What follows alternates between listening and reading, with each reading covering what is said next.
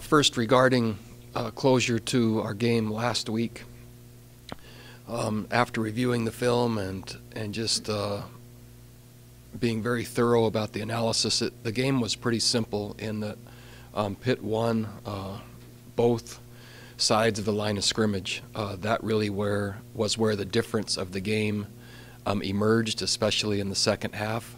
I believe, and my philosophy is, that there are 3 to 5 plays, and well-researched, that determine outcome, especially in games of parity or conference race games, whether it be in the NFL or college. And this game was no different. We misfit 2 run plays that both scored. After a first down, we turned the ball over on a drive that was necessary. And then, so that would be 3 of the plays, and then just simply didn't respond to a momentum shift on a penalty. And so you take all the snaps and all the football that was played, those 4 plays really were pivotal in the outcome, and lots to be learned from those, with the underlying theme being the execution by Pitt, their offensive and defensive fronts, ended up in the second half determining the outcome of the game.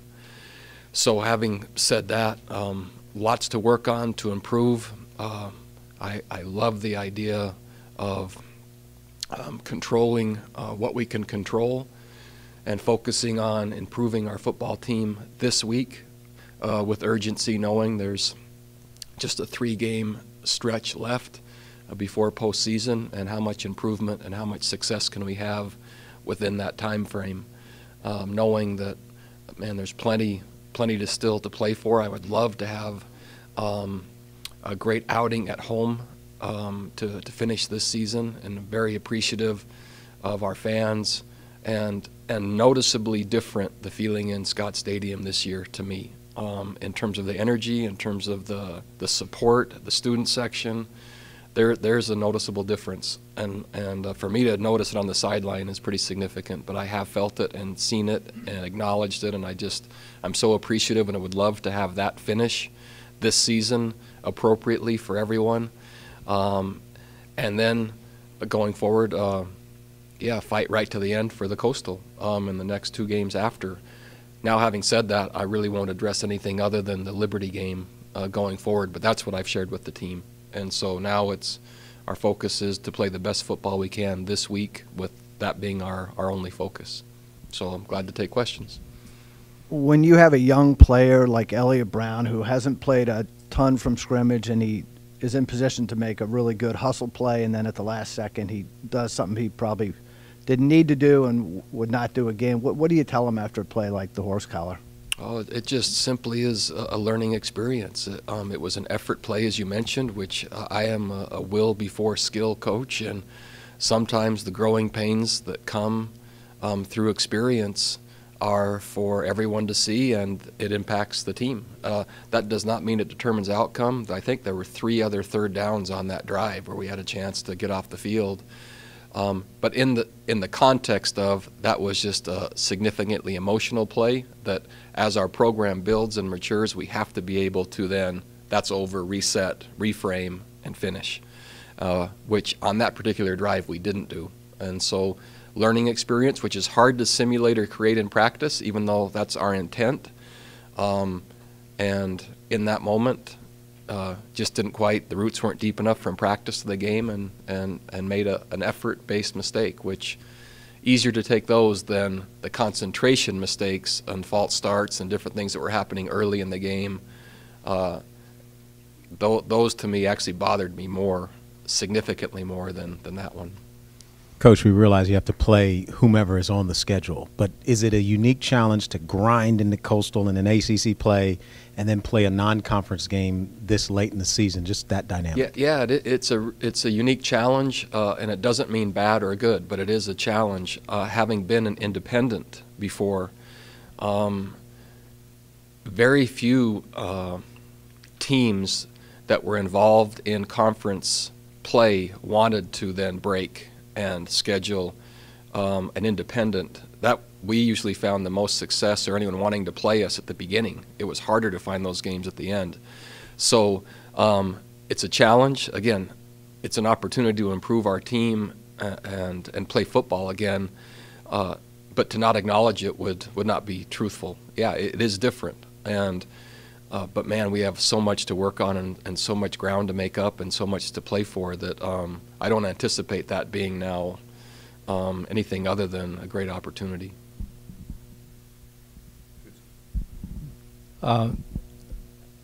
Zacchaeus only had 5 touches, I think, the other day. Is there a better way of getting him more touches in games? Certainly, and has to have more touches.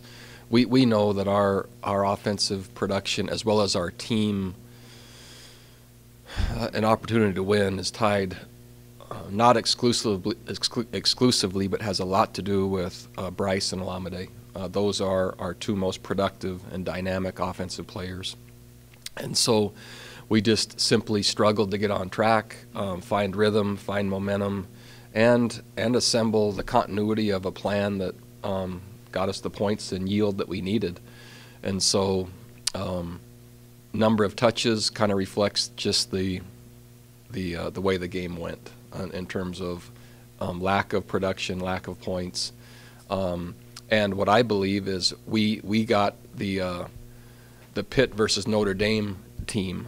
We didn't get the Pitt versus Duke team in terms of style of play, which we expected and kind of wanted that. We just thought we would win that type of game, and they made a couple more plays than us, and they ended up kind of beating us at our own game. Do you have any updates? Mandy Alonso, Juan Thornhill, Joey Blunt? We're anticipating Mandy Alonso being out. And so that's just short of being confirmed, but anticipating that. All others, I would say, are hopeful and have not been confirmed or ruled in or out yet. This week? This week. Mm-hmm. And Dylan Thompson kind of got some run there with Mandy being dinged. And what have you seen from him, and where's your confidence level in him? I just saw a start. Dylan still... in terms of where our preparation and our culture and our intensity and effort level is and are in my expectations, he's still not to that point, but he's becoming closer. And all that happens now with Mandy is that Coach Soto and the defensive line, the spotlight goes directly to them, and the urgency to emerge, have another player emerge, or other players emerge for us, and we're out of time. That has to happen immediately. Coach, as you look at Liberty on film, the passing game really has to stick out. Calvert's a record-setting quarterback. The receiver Antonio Gandy is a big physical guy. What stands out there, and what does your secondary have to do to kind of keep that in check? Yeah, what stands out is production. Liberty is 9th nationally in throwing the football. I think 26th in scoring offense. And so the statistics jump out, and it's not hard to see on film that they have some talented players, a nice scheme design, and are very clear about what their identity is and the speed in which they want to do it. I think you've said that you thought the offensive line was better last season than it was your first year, and there may be more incremental progress this year. How far are you on that front from getting the O-line where you want it and need it to be? Yeah, we're still a significant ways off, but we have improved from a year ago in not only culture and performance. But again, that has moved the meter. I don't know where to put it in terms of letter grade or percentage, but it is moving. Not as fast as I would like it. We're not as deep as I would like, and the mindset and execution, as well as the strength and size, is still a work in progress. But we are improving, and that's the only way our record and the program movement can and has happened to this point is due to some of their improvement.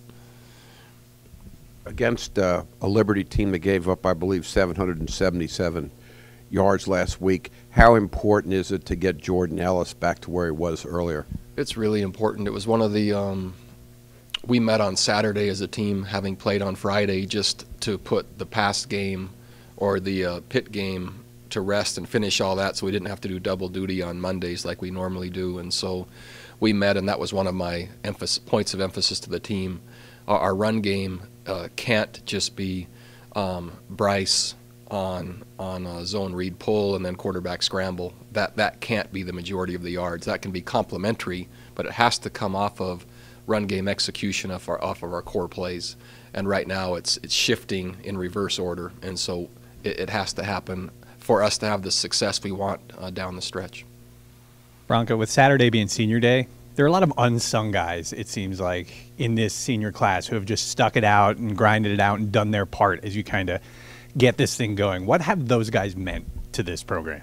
They're everything. They're the glue. They're the mortar. They're the things that have held things together. When some of the higher drama personalities want to go up and down, they just keep working. And then when there might be a great win, they just keep working. And when there's a tough loss, they just keep working. And so the consistency and the embodiment of the core principles of the program, those guys they're unwavering. And it's been essential to the progress that we have made and we are making. And I can't, I've just been really fortunate to find and to have a group of young guys allow me to coach them and trust me and our methodology, which is difficult. It hasn't been easy for any of them, and yet they've embraced it as their way, and I'm really proud of them. Coach, you talk about the unique challenge late in the year of a non-conference game. Coming off of a loss, though, is it a little bit easier to get your team ready for a game like this and focused on things that they have to work on? I'm not sure if it's easier, but any of us in this profession, there's high stakes and high pressure, and none of us like to lose, and that feeling isn't something you want to linger. And so there's an urgency added regardless of the next game where you want it to go away, that feeling. And so I think for any staff, any program, any players, that's a typical response, is you just want that feeling to go away and replace it with something better. And sometimes who you're playing helps. Other times it's just, we just need another game as fast as we can play. And where our team is, I'm not sure, other than we want to play again as fast as possible. One of the things that Lester mentioned was you first get here and you put in your style and the way you do things, and it wasn't for everybody, right? Some guys left. And what do you think made Lester Coleman somebody that stuck? And was there a point early on that he kind of won you over and you said, okay, this is one of the guys I want to hang around? The collective body of work is what wins me over. I think trust is established with time and consistency. And so for anyone in our organization, if you're looking for a winning over moment, that's a waste of time.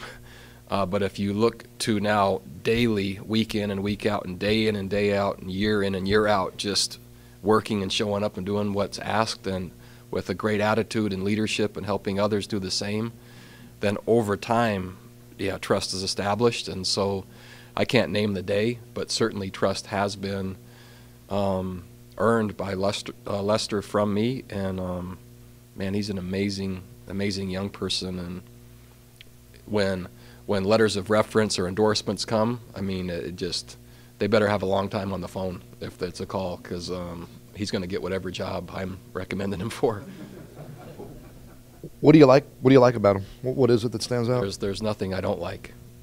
Every admirable quality that you can consider, I think I've seen him demonstrate or manifest that in a real natural and authentic way. So I'm a fan.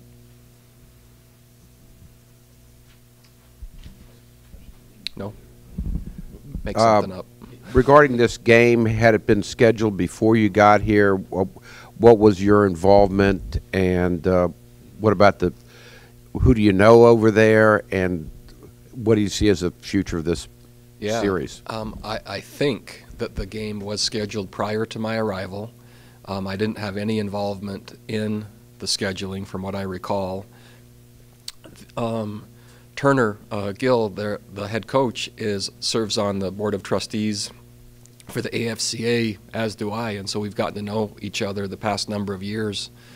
But other than that, there's nothing that I've been part of in terms of the rival or the game. Yeah, I like the idea again of in terms of scheduling philosophy, close and regional. those things and intriguing, I think it's just it makes a lot of sense. And so in our own state, it certainly makes sense.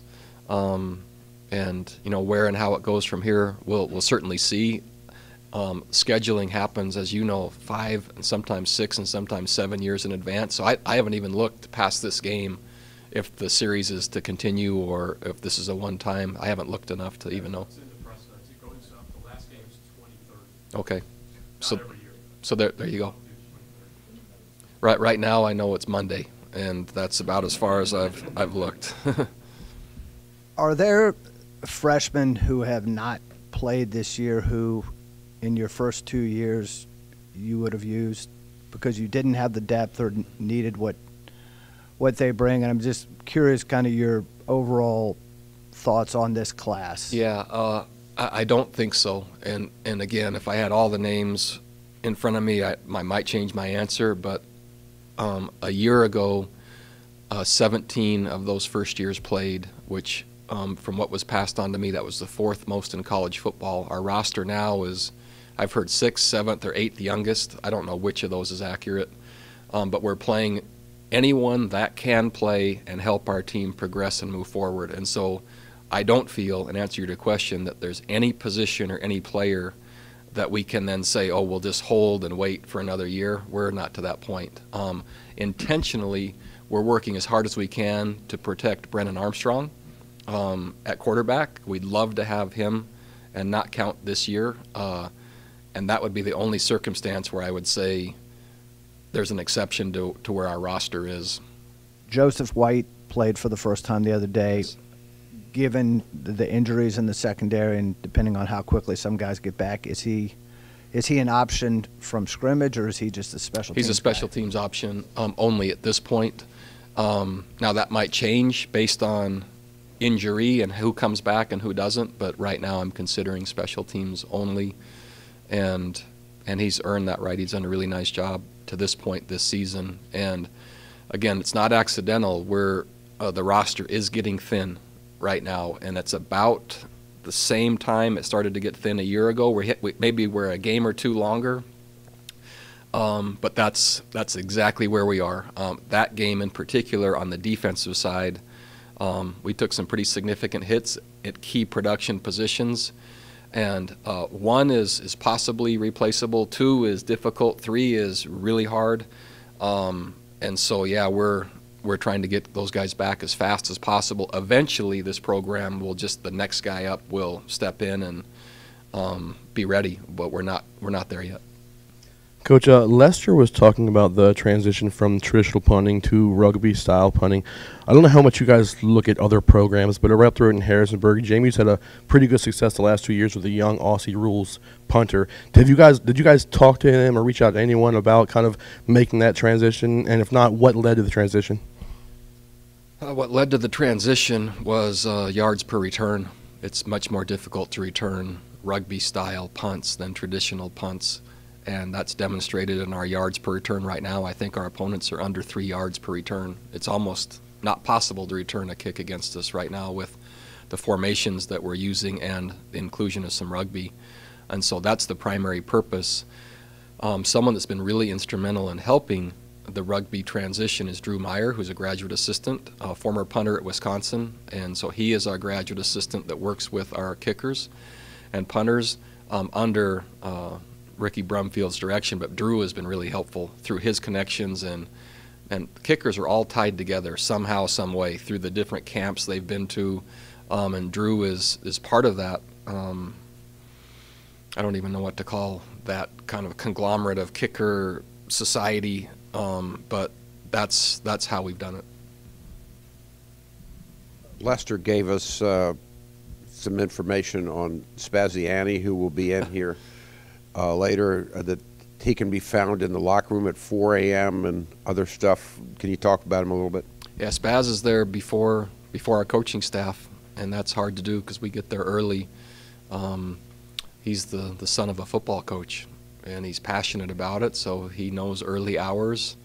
He's passionate about self-improvement. He loves to read. He's always studying how possibly to improve his craft. And and he just is, during practice, he's not only snapping, but he's assessing our offense, our defense, scheme, strategy. He's asking me questions that just, yeah, like an analyst, basically.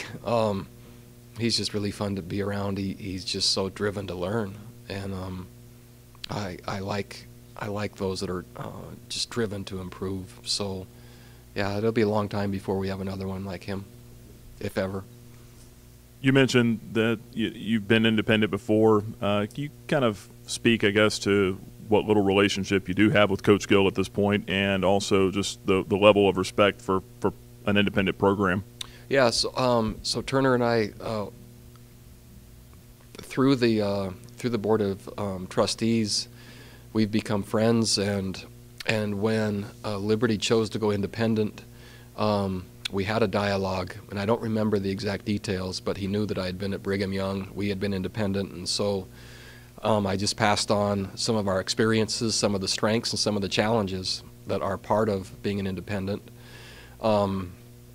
And it's just been fun to get to know him as a person, which I always look for quality people in the coaching profession, and I think he certainly is. And I respect his record on terms of coaching, but more importantly, just who he is. I think he's exceptional and just a really good person. With Mandy not available, what does that change for you? I see Jordan Redmond back at nose tackle, Eli at end. Does that change things for you beyond just the defensive line? Does that mean with J Mac back, does that mean anything for the back seven as well?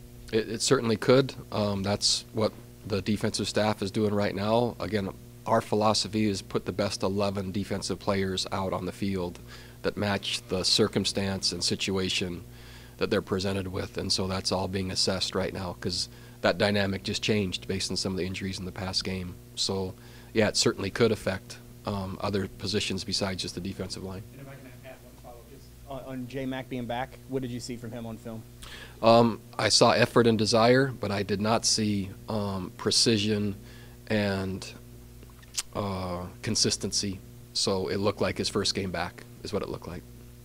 You had a few other receivers involved in the passing game this past week. Was it what you had hoped for in terms of advancing that part of the game, or is there still work to do? It's still work to do, but I was happy for Terrell Jana.